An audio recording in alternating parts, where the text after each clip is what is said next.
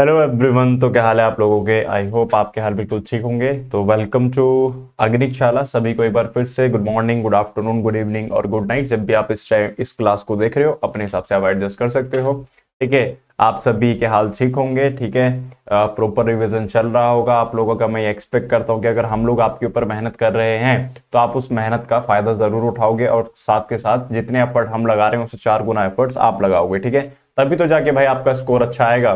ठीक है, सिर्फ हमारे पढ़ाने से काम नहीं बनेगा। ठीक है, हम पढ़ाएंगे, तुम पढ़ोगे, तब जाके एक फाइनल आउटपुट आएगा। ठीक है, चलिए। तो लास्ट क्लास में हमने स्टार्ट करा था चैप्टर नंबर 3, और चैप्टर नंबर 3 में जो अभी तक हम जान चुके हैं सर, हमने पहले पढ़ा व्हाट इज प्राइवेट सेक्टर। जिन्होंने नहीं जाना है वो पिछले लेक्चर में जाके देख सकते हैं sir what is private sector.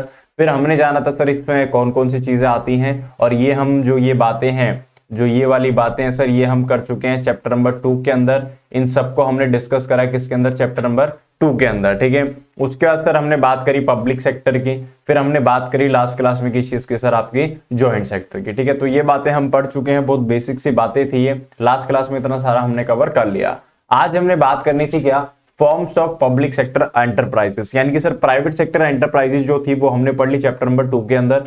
अब हम चैप्टर नंबर 3 के अंदर जो हम जानने वाले हैं वो क्या जानने वाले हैं? Types of public sector enterprises, कि पब्लिक सेक्टर एंटरप्राइजेस में कौन कौन सी ऑर्गेनाइजेशन, कौन कौन से तरीके के बिजनेस कवर होते हैं। ठीक है, तो आज की क्लास में मोस्ट प्रोबेबली जो मैं कवर करवाने वाला हूं वो आपको कवर करवाने वाला हूं क्या? डिपार्टमेंटल अंडरटेकिंग की। भैया डिपार्टमेंटल अंडरटेकिंग होता क्या है? ठीक है, तो स्टार्ट करते हैं। एक बार आप रीड कर सकते हो। यहां पर कहते हैं sir it refers to that public enterprise which is run as a part of government department under the direction of the minister concerned. Example of such enterprises are the Indian Post and the Telegraph Department, which is run by the Ministry of Communication. The Indian Railways, which is run by the Ministry of Railways. Similarly, the All India Radio, the Doordarshan, telephone services, etc., are the examples of departmental organizations.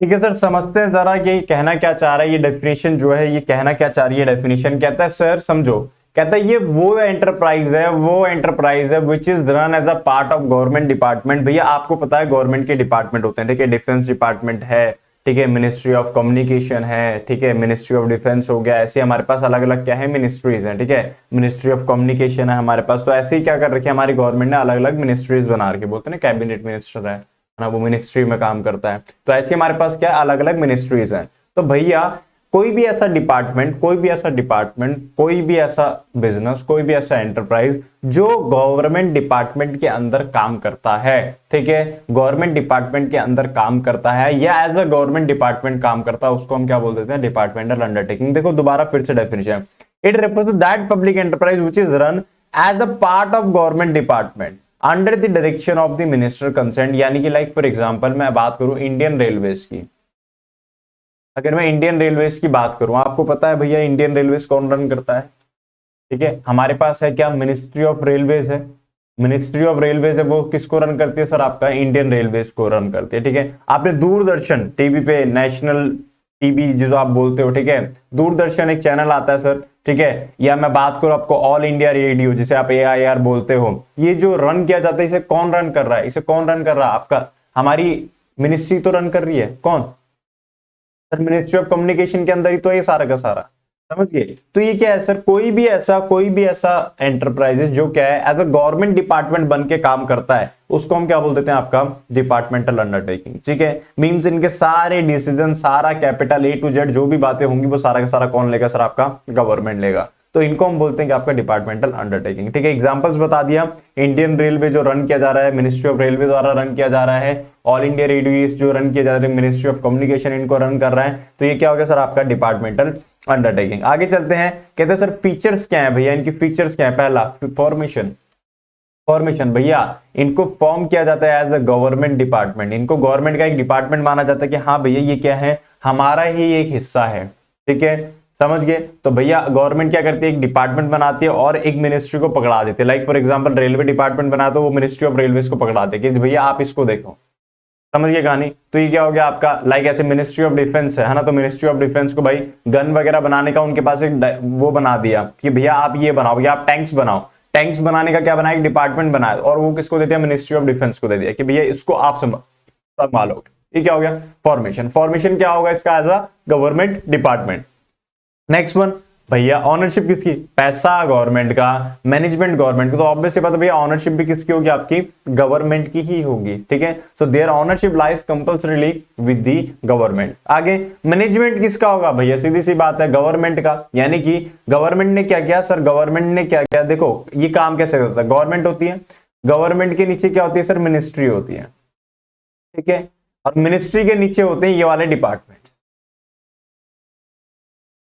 ठीक है। Like हमारा government हो गया, ठीक है, central government हो गया, central government के अंदर हो गया ministry of defence, ministry of defence के अंदर हमारा टैंक बनाने का डिपार्टमेंट हो गया, समझ गए। तो ये क्या हो गया बेसिकली आपका, समझ गया आपको कहानी या नहीं समझे, समझिए सर,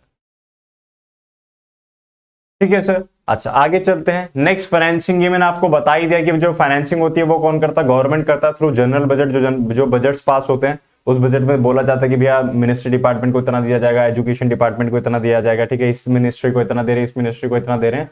तो भैया ये चीज है, ठीक है। ये जनता से बोरो नहीं कर सकते, they have no rights to borrow from the public, ठीक है। आगे चलते हैं, जो भी ये पैसा कमाएंगे there is income is also deposited in the government treasury. Like for example हमारे टैंक डिपार्टमेंट ने टैंक्स वगैरह बनाए और टैंक्स बना के किसी दूसरे देश को बेचे, तो वहां से जो भी रेवेन्यू आएगा, जो भी पैसा आएगा वो किसके पास जाएगा, गवर्नमेंट ट्रेजरी में जाएगा, ठीक है। अपॉइंटमेंट कौन करेगा sir, SSB, UPSC, staff selection board और यूपीएससी आपको पता है, ठीक है। तो भैया ये दोनों क्या करेंगे, इनके थ्रू क्या होती है, इसमें अपॉइंटमेंट होती है। तो अगर आपको किसी डिपार्टमेंटल अंडरटेकिंग में जॉब करनी है तो आपको भैया क्लियर करना पड़ेगा क्या, यूपीएससी एग्जाम क्लियर करना पड़ेगा, या आपको एसएसबी का क्या करना पड़ेगा, एग्जाम क्रैक करना पड़ेगा, ठीक है। हालांकि आप कॉमर्स वाले हो तो आई थिंक आप इधर की साइड नहीं जाओगे। आगे नो सेपरेट एग्जिस्टेंस, ध्यान रखना भैया, नो सेपरेट एग्जिस्टेंस का कहने का मतलब क्या है, हम जब और बिजनेसेस पढ़ते हैं लाइक सोल प्रोप्राइटरशिप वगैरह हम पढ़ते हैं, हम कंपनी पढ़ते हैं, तो भैया कंपनी के अंदर स्पेसिफिकली हमने पढ़ा था क्या, सेपरेट लीगल एंटिटी। यानी कि बिजनेस अपने नाम पे क्या कर सकता है, एसेट खरीद सकता है, एसेट बेच सकता है, किसी के ऊपर केस कर सकता है, कोई उसके ऊपर केस कर सकता है।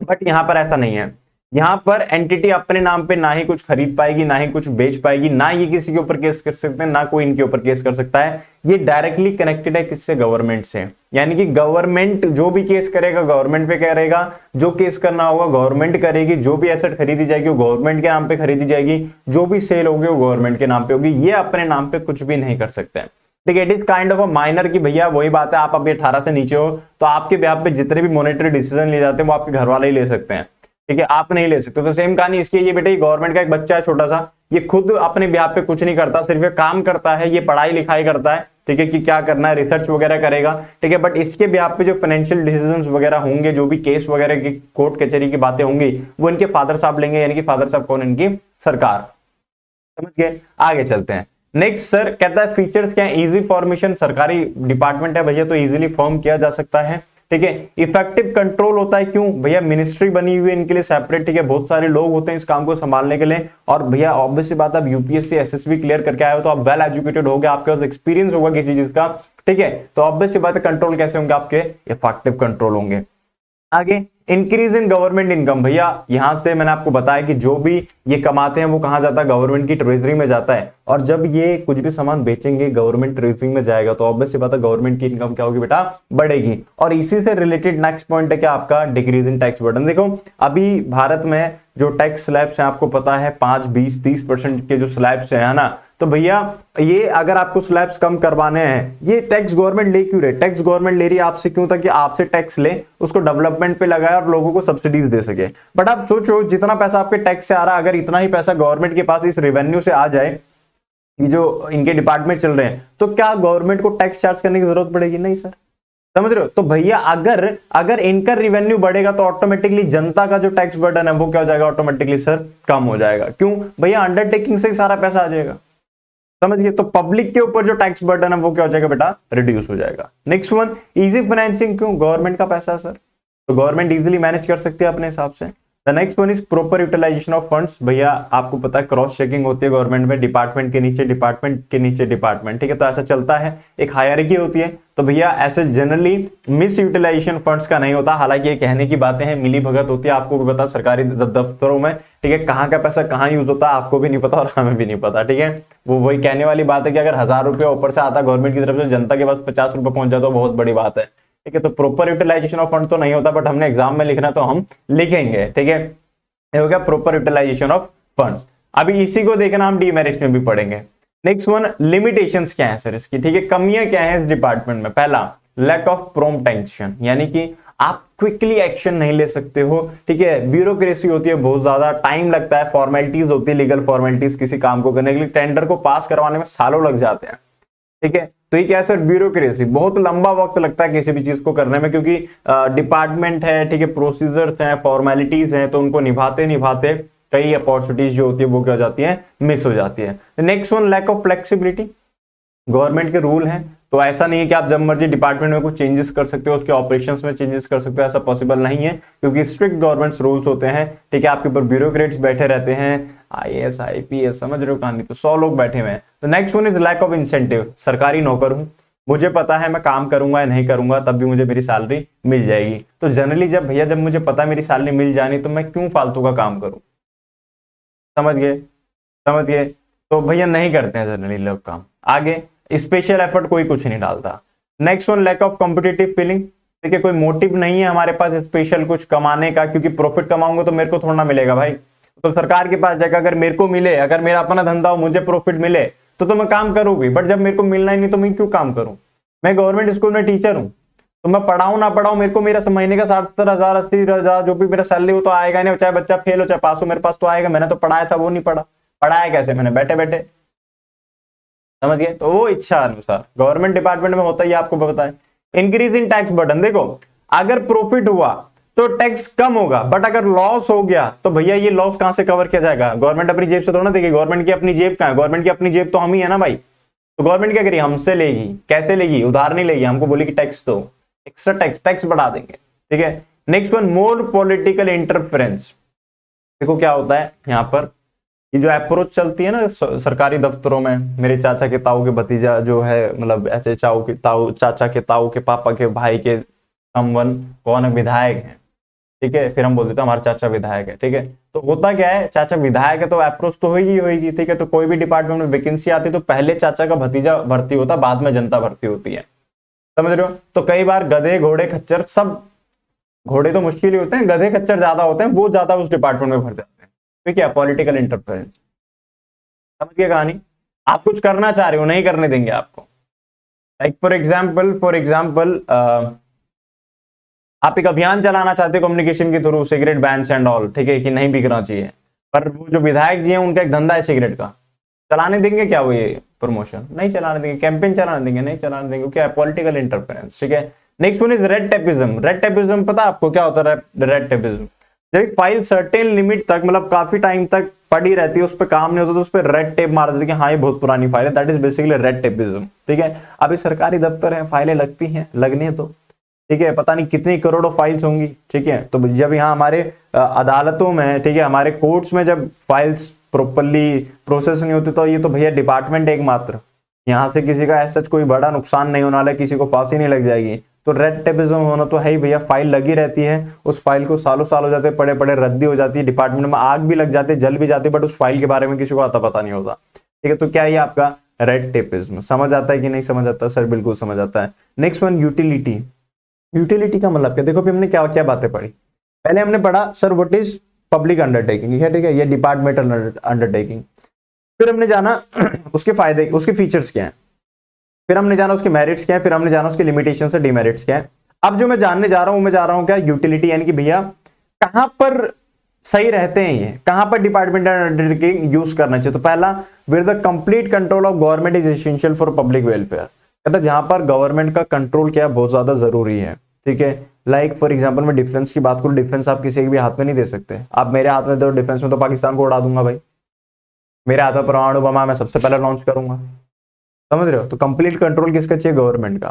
फिर secrecy plays a vital role, ठीक है, हमारे कौन कौन से शिप कहां कहां पर लगे हुए हैं, हमारे पास कितने परमाणु बम है, कितने हमारे पास टैंक्स है, कितने हमारे पास राफेल्स हैं, ये बातें क्या है, प्राइवेट रहनी चाहिए। जनता में लीक होगी तो भैया थोड़ा, समझ रहे हो कहानी, वो अपनी प्लानिंग उस हिसाब से कर सकते हैं। जो अपोजिशन वाले हैं, अपोजिशन यानी कि जो दूसरी कंट्रीज है, वो हमें किसी भी टाइम पेल सकती हैं, ठीक है। आगे, where services for the public utility are to be made available and the contribution to the private sector is nil, कहता भैया कुछ ऐसे सेक्टर होते हैं जहां पर प्राइवेट सेक्टर काम ही नहीं करना चाहते, ठीक है, तो उस सेक्टर में अगर आपको करना है तो वहां पर क्या आप सेट करो डिपार्टमेंटल अंडरटेकिंग, ठीक है, ठीक है। जैसे राशन दफ्तर से होते हैं, ठीक है, तो राशन क्यों गवर्नमेंट को उसका डिपार्टमेंट खोलना पड़ा, क्योंकि भैया जो प्राइवेट सेक्टर वाले हैं वो बेच तो रहे हैं राशन पर, वो बेच रहे हैं बढ़िया प्रॉफिट पे, ठीक है, चावल 80-80 90-90 रुपया किलो, वही गवर्नमेंट ने एक बनाया अपन, लो बेटा राशन लो, ठीक है, 4-4 रुपए किलो, 5-5 रुपए किलो ले लो, ठीक है। आगे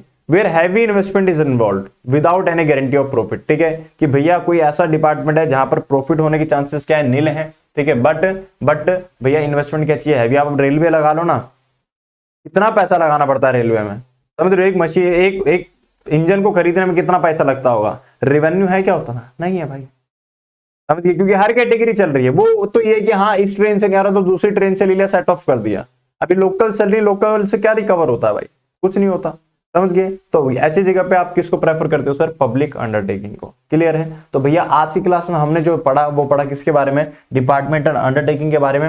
अब अगली क्लास में हम कंटिन्यू करेंगे किसको, आपका स्टैट्यूटरी और पब्लिक कॉर्पोरेशन को, फिर उसके बाद एक लेक्चर आएगा किसका, आपका गवर्नमेंट कंपनीज का, ठीक है, फिर हम पढ़ेंगे आपका एमएनसी, और उसके साथ साथ जो आपका चैप्टर है वो क्या हो जाएगा, खत्म हो जाएगा, ठीक है। तो मिलते हैं आपसे अगली वीडियो में, तब तक के लिए टाटा, सी यू, बाय बाय।